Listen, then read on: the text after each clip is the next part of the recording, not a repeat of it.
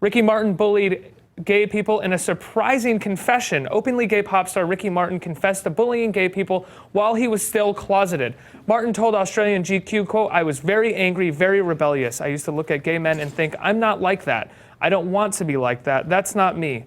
I was ashamed." He later went on to confess, "I look back now and realize I would bully people who I knew were gay. I internalized homophobia."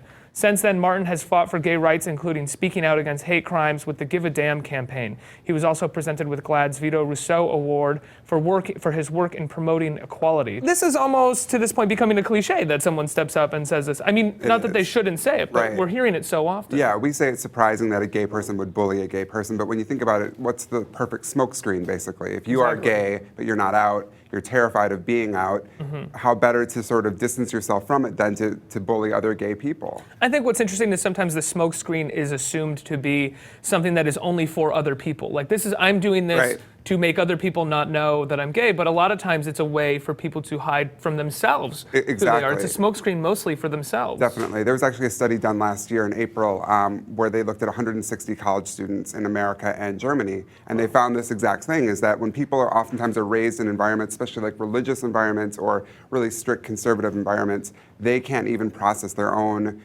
homosexuality, and so they end up internalizing the homophobia and lashing out in these ways to sort of provide the smokescreen against other people, but also for themselves because they don't know how to deal with their own sexuality. It's one of those strange things too that when you see when you're young, if you have an open mind or if you know if you're straight or gay and you see people sort of internalizing this or acting out, it becomes an assumption depending on how far they go. I think amongst people who are like, he might be like, this is going above and beyond just adolescent playground playfulness. Right, or we even see it even in politicians or religious figures like Ted Haggard or people like that who are so anti-gay. And then, a couple years later, we find out they've been with a hooker, a male hooker in the bathroom or something, you know what I mean? And so it's the same thing. It's you doth protest too much, you know? And so a lot of times I think that's exactly true. And so what other celebrities have we seen come out and say this about their past? I know Lance Bass, yeah.